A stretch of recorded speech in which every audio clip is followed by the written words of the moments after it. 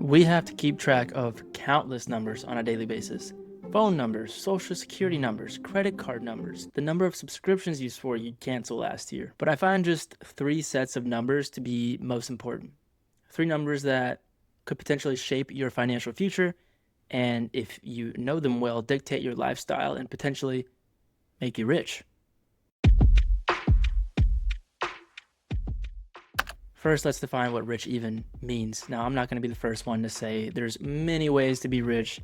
For the sake of this video and what I focus on, we'll discuss the monetary or money side of things, but life's as full as you make it, so you don't have to take any of my advice. So to understand what it means to be rich, we need a bit of context. According to a 2022 survey, the average retirement age individual had a net worth of about $1.79 million.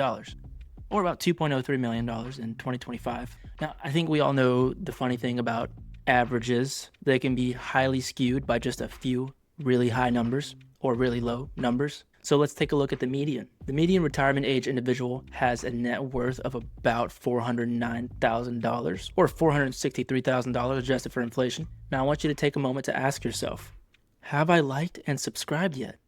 No, I'm just kidding. Ask yourself if that's enough money or not, because I'll bet some of you will answer that is enough and some won't.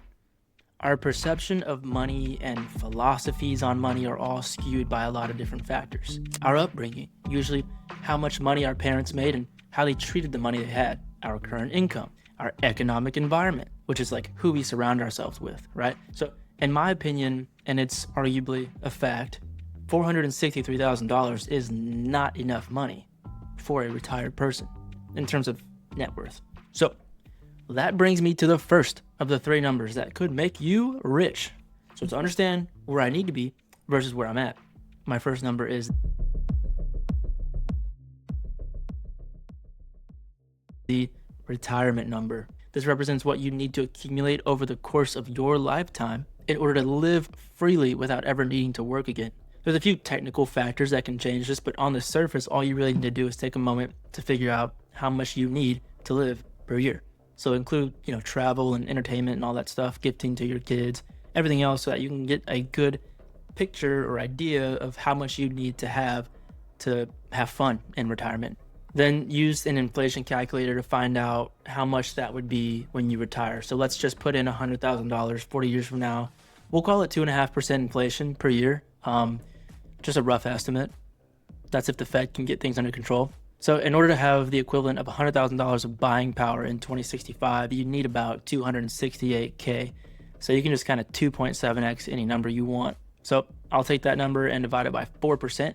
And what that'll allow you to do is find out how much you need to accumulate over time via savings, investments, whatnot, in order to make that much money per year. So in order to make $268K per year in 40 years from now, I would need $6.7 million. Yeah, that ain't gonna happen. So it's just a savings rate at a bank account. It's about 4%, or high yield dividend stocks are about 4%. So what this means is, in theory, you'd be able to draw from your account 4% annually without adjusting the original balance.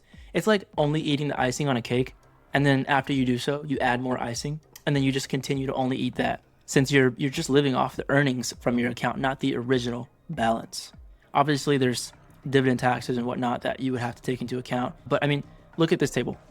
Dividends incur a 0% tax if your taxable income is under $94,000. So let's first focus on getting to that point and then talk to a CPA.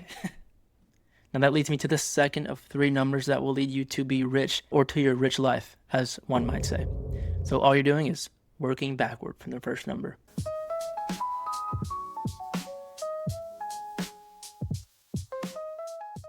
So this second number is essentially how much you need to save for retirement. It tells me how far off or on point I am with saving that amount of money. So if you need to have $3 million saved to reach your goal, then you can use an investment calculator to find out how much you need to save per year to achieve such an amount.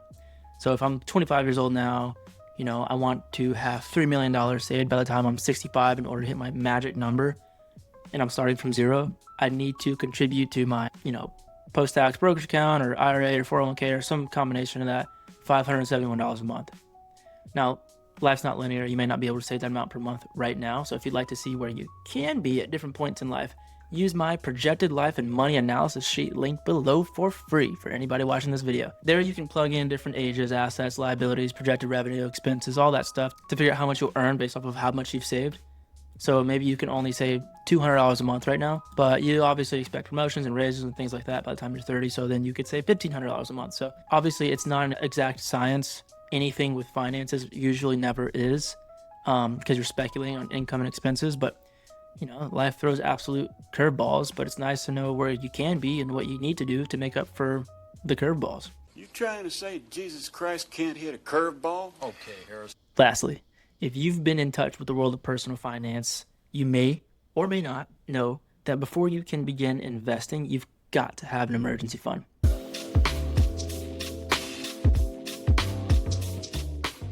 One of my favorite channels or podcasts or whatever you want to call it, The Money Guy. Oh my God, they have a great financial order of operations that you can check out over there to help you map out the steps to success. But all around, almost 100% of advisors and coaches and whatnot, they'll tell you you need to have your emergency fund set up before you can start taking risks, because risks can cause emergencies. And if you don't have an emergency fund, you see where I'm going. So I actually made a big mistake when I was in college, when the market was going wild. I had a small amount of savings, but not nearly as much as I should have. And instead of increasing those savings, I wound up investing almost all of my money. So when COVID hit, obviously the market did amazing.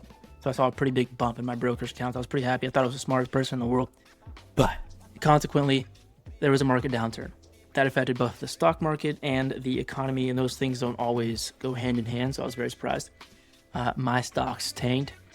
We had bills to pay, right? I was living with my girlfriend. The situation was kind of ugly. I initially thought that I was, like I said, the smartest person in the world, but then I had to sell all of my holdings to pay our bills. Some of them at a loss, by the way. It was a great lesson, though, that I take with me to this day. And I'm grateful it took place at that time. You know, when my high point then was not my high point now. It's not the same. So all in all, unless you have a solid emergency fund worth at least 3 months expenses is usually the rule.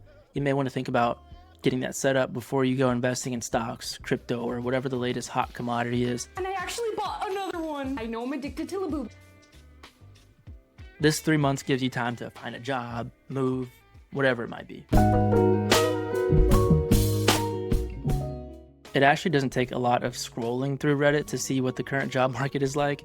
700 days to find a job, 150 applications, 145 rejections, 3 interviews, still no job. We can see this slightly reflected in job market statistics with the percentage of those who qualify as long-term unemployed or looking for a job for longer than 27 weeks, currently trending up since the beginning of 2023. As of the time of filming this, August, the most recent data, July 2025, shows that long-term unemployment makes up a quarter, or 24.9% of total unemployment. It's a lot. 1 year ago this month, it was 21.6%, and 2 years ago this month, it was 20.3%. Keep in mind, each percentage point is millions of individuals. I digress. An emergency fund acts as a buffer. It's an umbrella for those rainy days, and honestly, it's imperative that you have this solidified. Now, as you know, your money matures. You mature. You increase your family size, or you take on more liabilities. You increase your overhead, business, whatever it might be. So that emergency fund should increase proportionately 4, 5, 6 months into the future of savings, basically. Now, there's no single hard and fast rule to get rich, and I think we all know that by now. Come on. Unless you were under a rock for the past 5 years, we saw NFTs, cryptocurrencies, and Forex markets come and go. And now, we have Labubus. No, now we can take advantage of what we know works and go out there as educated individuals and not let the world dictate how we spend our money, which is what capitalism does, which is what consumerism does. But we're not going to get into that. It's easy to get wrapped up into the quickness of it all, is what I'm trying to say. But discipline wins every single time. So I hope you enjoyed this. If you did, go ahead and subscribe, share this with somebody who needs to hear it, all that good stuff. But until next time, I'll see ya.